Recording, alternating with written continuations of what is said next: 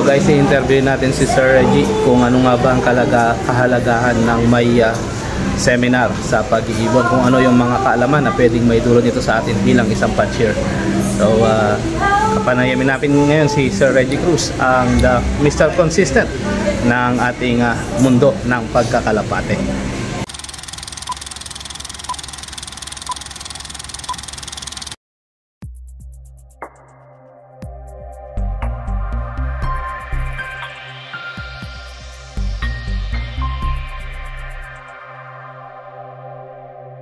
Hapon sa inyo mga kids ng Tarlac. Bali, pangalawang ano na namin dito. So, sino dito yung dati ng pumunta? Pero bago na, magpapasalamat na ako sa kay ating nutritionist, kay Sir June, at sa ating boss Ronald ng Kalapang Kids. Leader and Fire Mix. Kung yung mapapansin sa vlog, lagi natin ginagawa dito. So ayun, siguro naman yung iba sa inyo hindi na bago. Baga, nagkita na tayo. Masasabi ko, napakaswerte na ng Tarlac. Dahil hindi lang yung kampiyon ang na-discuss sa inyo, pati na rin yung Kalapatids. Tsaka yung bagong produkto ng Kalapatids, yung Sneaky Mix. So yun, ang gusto ko parating sa inyo,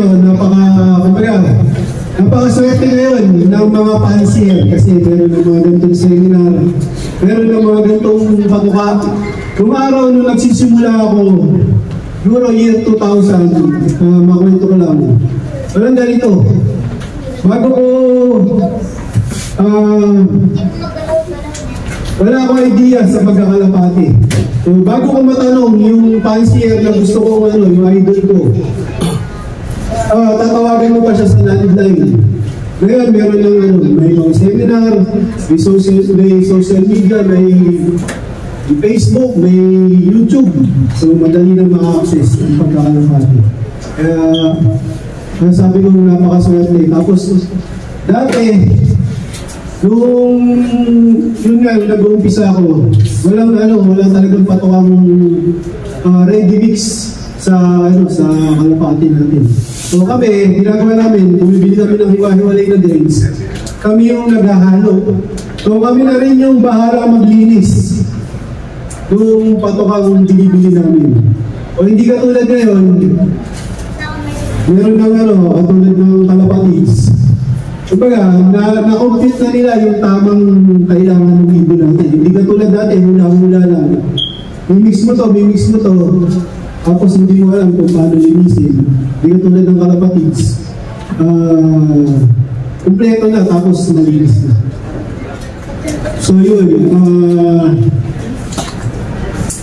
tsaka masasabi ko, sa bawat, kahit hindi kami ang nagseseminar, kahit ibang mga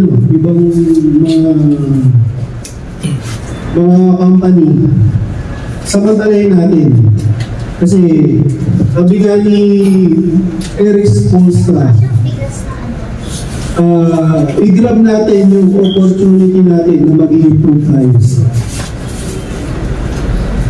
Dahil ang pigeon racing is continuous learning. So ako, dito nga sa bawat seminar namin, sa mga dinidiscuss ng mga bed, ngayon lalo na si Sir June, ang ating nutritionist, malaki yung natutunan ko. Kumbaga ako, kinukonsider ko yung sarili ko na newbie pa rin ako. Kasi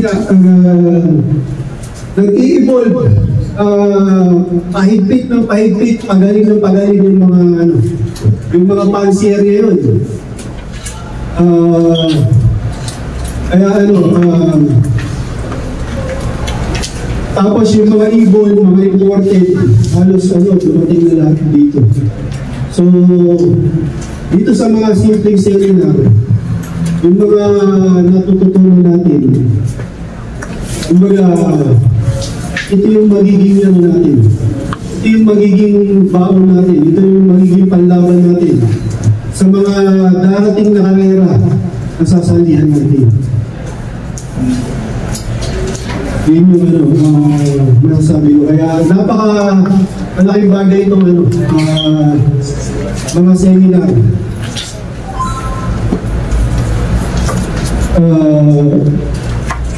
Bilang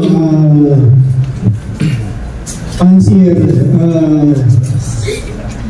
kumbaga sa tagal mo nag-aalaga, pwede nyo akong tanungin.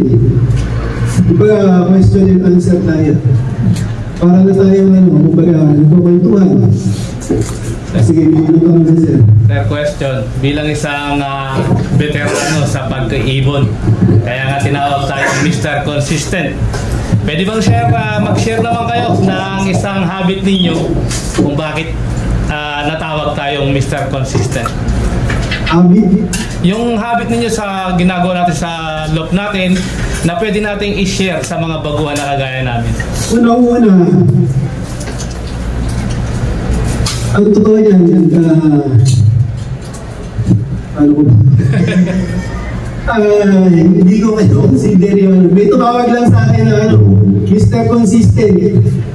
Pero makwento ko lang, bago ko tawagin na Mr. Consistent noong araw, tinawag mo na akong Tacloban King sa PhD. Pero makwento ko lang, tapos Mr. Consistent.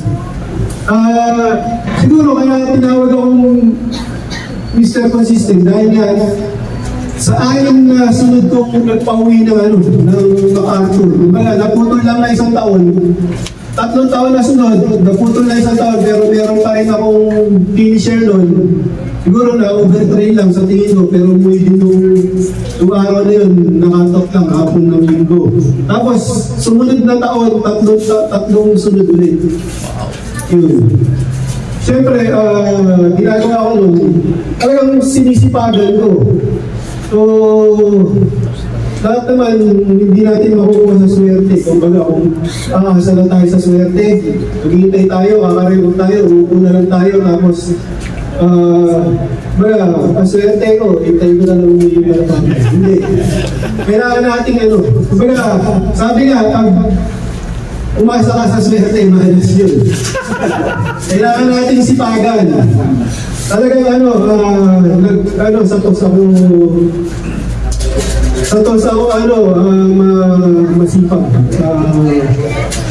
Kahit malayo. Talagang kinagtagal ako yung ibon ko.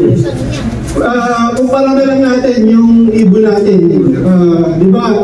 Saan ba yung mga simani pa kayo? Di ba sa sipag tapos sa training? So doon din natin makukuha yung lakas ng kalapati mo. Tapos, tip ko sa inyo, kapag magtotos na kayo, sama niyo yung, ang isasama niyo, yung masipag, yung porsigido magtos. Hindi yung iingganyo yung pangayo, ay, wag na tayo magtos, malayo yan, nakakatamad, sayang na yung oras natin. So, malawag natin samahan yung mga gano'n. Tama natin yung porsigido, yung masipag. Yung ipupush tayo kasi, sa totoo lang, magastos. Ang pagtutos, tapos lalo na kung malayo, yung pagdadrive, medyo tapos naalis ka rin madaling araw, talaga yan, tiyagaan. Pero dyan, kumbaga, dyan mo rin makukuha yung panalo mo sa sipag at tiyaga. Ayun. Sino ka po may tanong? Yung pagtatos po ba, mag-i-start po kayo bago mag-training or sa DLT na po, bago sumakay ng DLT? Nagtutos ako, siguro, bago ako sumakay ng truck, nagtutos ako, hindi kagad ako sumasabay sa truck. So, bago ako magtos, sinisigurado ko yung ibon ko na rumanda siya ng isang oras. Bago ko siya isama ko. Kasi ang tos ko, nasa agad 20 to 28 kilometers mga ganun. Yun yung tinutusan ko. Kasi naniniwala ako na yung bang di ba, pag nagparonda ka, raging. nag-range yung ibon mo, kumbaga yung tanaw na ng ibon mo yung ano eh, yung ganong kilometers. Kaya pag nagpas ako, ganun kalayo agad, hindi ako nag-5, 10, 15 kasi naiikot na nga ng ibon ko yun. Pero yun nga, bago kalitas yung ibon ko, sinisigurado ko na malakas. Rentis na. Kasi hindi talaga umiibon. Pagka ano, binaramdaman, tapos pinus mo lang gano'ng kalagay. Ano? Mukhang gutom na yung mga kalapatids, pakainin mo na kayo. Haba ka na, nagkaroon kayo sa kanya. Papaserve na natin, ginawa-grade na. Kung susunod na magtatanong, sige, bibigyan ko ng isang ano. Halo ko. Ako magtatanong sa kalapatids. Isang kalapatids. Na may lead rate, no? Ay, dito ba ang spammer yan? Ay, spammer. Kaya, sige. Well, tanong kayo agad, ha? Tanong.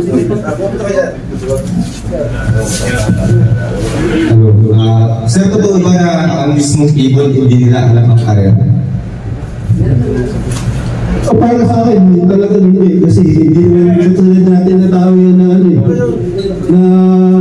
Ibaga na nakakausap natin.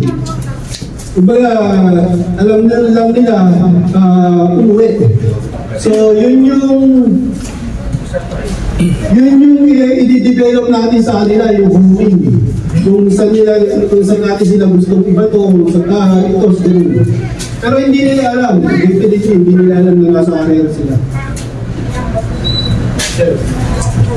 Sir, sa isang mga ngarera na kagaya natin, ano po ba yung pinaka-ideal age ng ibon na alam nating consistent na uuwihan tayo kahit na gaano kalayo? Yung age ng ibon when it comes to months. Sa totoo lang, walang siguradong pag ang ipon, pinakawalan na natin. Kumbaga, pag ano na yan, pag pinakawalan na sa truck, wala tayong sigurado. Hindi, I mean, may edad yung ibon na sinusunod natin. Yung edad para sa akin, mas gusto ko yung 8 months mataas. Kasi yun ang magiging guide namin bilang new punchers na kung kailan kami mag-breed para sa susunod na race. Depende sa inyo eh. Kasi merong sabi nila, mabilis ang young bird, yung mas bata. Mas malakas ang loob, young bird, yung mga 5 months, 6 months, may narinig ko doon. Sumusugod daw sa Christmas. So, yun yung narinig ko. Kaya based on my experience, yung mga nanalo kong ibon, yung mga nagbakarton ko, nagtakloban, mga ano sila, mas matanda. Mas magugulang. Kasi para sa akin, mas ano sila, mas hindi sila, kumbaga tamaan man sila ng adenos. Mas matibay na sir. Oo, matibay na. Kaya mas kumbaga, mas veterano sila kaysa sa mga sa malayuman. Sa bagay sir, based sa experience ko rin, naranasan ko rin yan. Nag-race na ako. Bali, uminto ako ng almost 1 year na ngayon may eh. So, ang talagang mga finisher ko sir, more than a year ang edad nila. Tsaka isa pa, ayoko ang ibon ko, kinakarera ko at the same time naglulukon. Mas gusto ko, busy yung ibon ko. Kasi, makakaabala nga yung paglulukon. Minsan, may tubo na balahibo na masakit. Hindi ko alam kung basta may nabasa ako, may part ko lang ng pop-up na may yung pwesto ng pagtubo ng feather. May masakit na part. Tapos minsan, yung tenga, pag walang balahibo sa tenga, madalas may sawala ang ibon. Kasi pag wala daw takip, yung tenga masyadong malakas yung tandiligan ng ibon. So, isipin mo yun kung naandun sila sa taas. Hindi lalong masakit sa tandiligan. So, yun. So sir, nabanggit mo na rin lang yung sa sign na yan sa tenga ng ibon. Bigyan mo na rin kami ng sign sir ng mga ibon na matibay. Matitibay, siyempre. Unang-una, dapat. Para sa akin na, bago natin ikarga yung ibon natin sa training o sa karera, sigurado natin wala sakit. Sigurado matibay ang ibon natin. Walang dahilan para hindi sila umuwi. Ngayon kasi, ang nagiging problema natin, yung minsan madalas hindi nakakauwi yung ibon natin.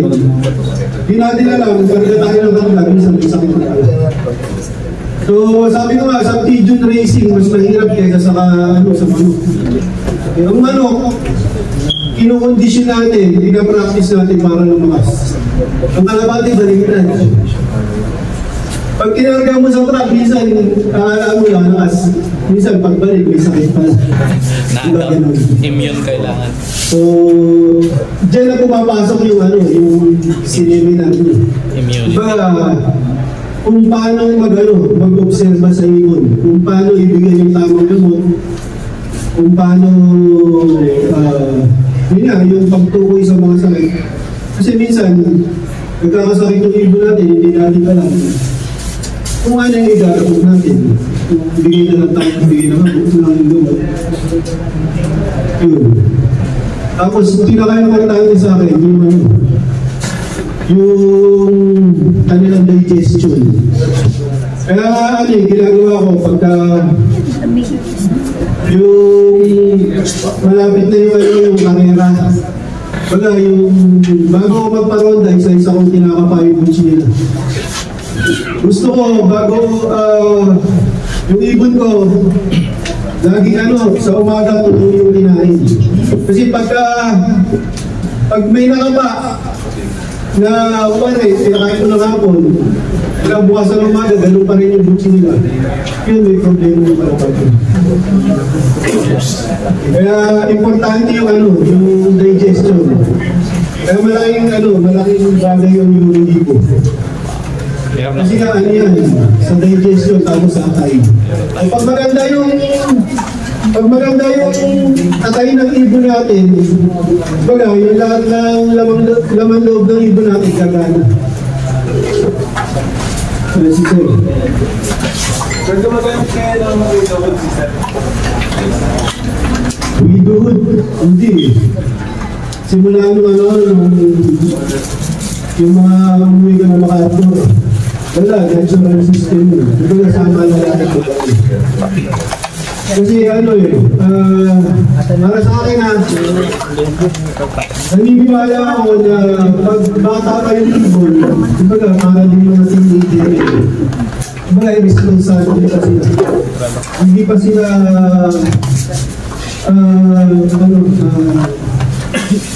hindi pa sila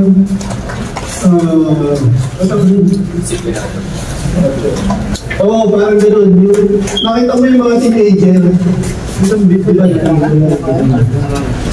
Tapos, iba, gala-gala, mas kasimala, gala-gala yung mga baby. Parang gano'n. Magkasama yung lalaki yung babae. Sa akin, pero may mga Sir,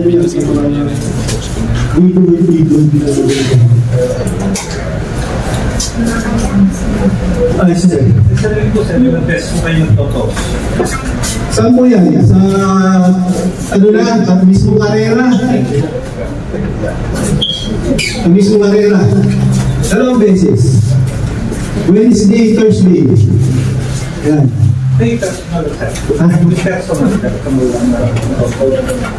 Kapag hindi ako sasabay sa mga. Kasi, siguro bago ako sumabay sa truck,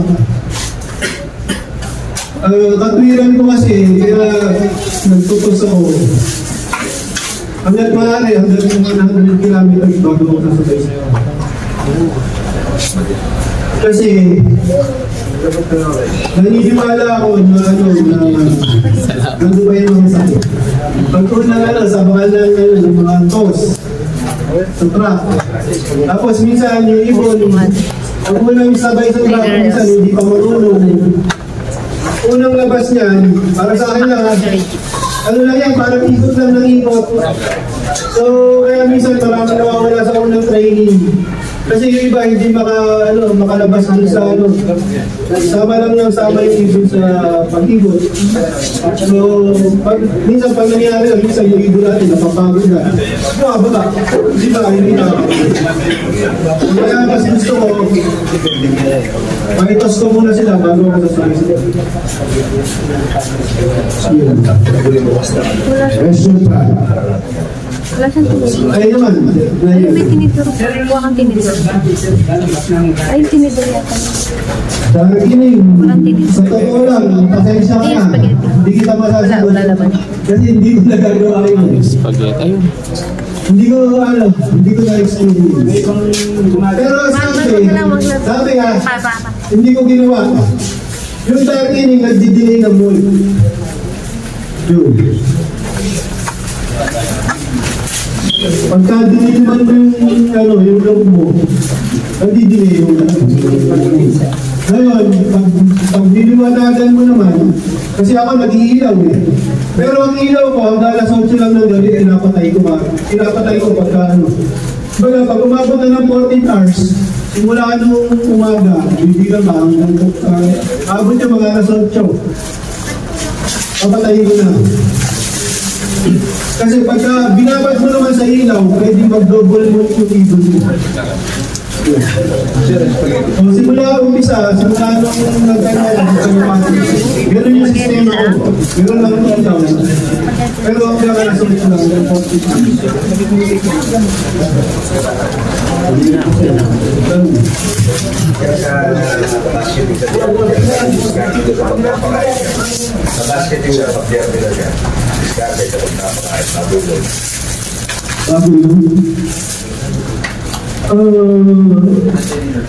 Paano yung dating pakain o yung pag-less to the siyempre, pag yung may special na papakain, pag-basketing. Sir, marami na habang lumalayo. Habang lumalayo. Ang ginagawa ko, ang ito naman, kuwari, mapalayo yung babalayo yung kuwari, mga yun. Mas malakas kumain ibon, mas maganda. Marami pinat na rin. Oo. Mas marami siyang ibabaon na nasusunod na. Habang lumalayo, mas marami. Nagdalit na siya ng mali. Ay, sa totoo lang, hindi rin ako nagpapakain ng mali. Kasi nasira din ako isang beses. Baga, nasobrahan, sumabalong yung video. Ang nangyari, bumigat, umagal yung video. Kaya isa pang problema sa mali, pagka yung madali siya magig. So pag inamag yung pag nakakain ng amag yung ibon natin, mas malaki yung magiging problema natin. Kasi yung aflatoxin niya. Sir, ako may tanong. Sir, yung po bang kabalan ng Snaky Mix, kagaya kanina, nakulangan kasi ako sa explanation. Yung kabalan ng Snaky Mix ba, pwede ba natin gamitin sa mga pangduluhang karera na ipipitch natin before ng loading? Siguro yung nasagot yan, si Zima, yung sir, nabagay ka kanina yung kalapatids is conditioning feeds. Then, samahan pa natin ng kabalan ng Snaky Mix. Bago i-load, bago ikagay yung ibon, pwede natin, kasi ang kabalan ng Snaky Mix ay isang, parang sa aso, merong treats, parang binibigyan natin ng yung mga ibon. Kasi yung kabalan ng Snaky Mix is high in protein, tapos mabilis sa pag-usaw and digestion, mabilis sa pag-absorb ng ma-absorb yung nutrients. Kaya nga small seeds. Ngayon, ang trabaho naman ni kabalin, pwede natin ibigay sa ibon bago basketing. Bigay natin treats. Hindi po pwedeng sobrang dami. Kaya nga kailangan balance yung kalapatid feeds pakain tayo 4 PM. After nilang kumain ng kalapatid speeds, pwede natin sila bigyan ng treats bago ikarga sa truck bago ipasok sa karera. Ngayon po, after naman ng naikarga, arriving, pwede po natin ibigay yung balance sticky mix bilang pansagana pagkain para yung ibon hindi maligla. Napakasalubong. Okay, thank you. Thank you.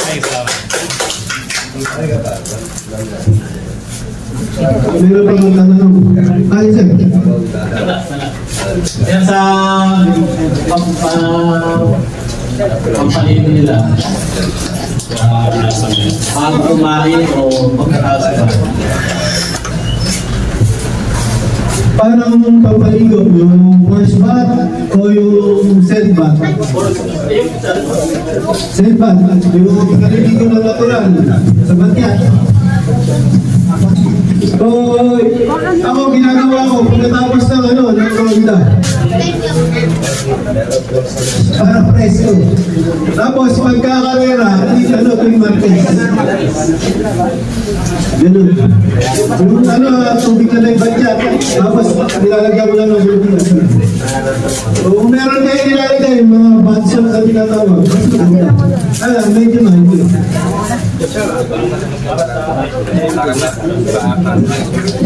Ito yung namin mo, masisira. Ito itara mo sa dalawa. Ito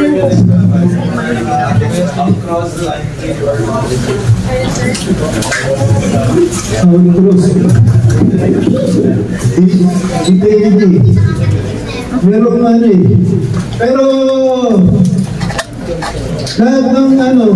lahat ng winner ko, cross.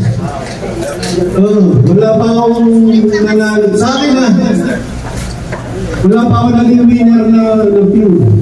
Pero unti-unti, ilalagyan ko sa musubukan ko.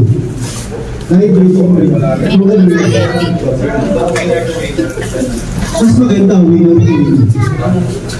Para mas mataas na mag-produce din ang winner. Kasi isang ba magmamana yan kung hindi sa winner. Pero halos yung mga winner ko po.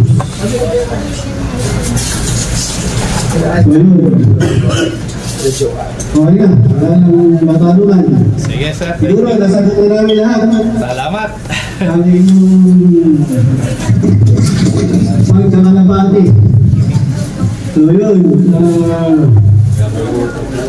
ang aming pagkasabi, focus lang tayo sa ating laban. Huwag sa ibon ng kalaban. Alam natin naman magkalaban, ang pansier dapat magkakaibigan.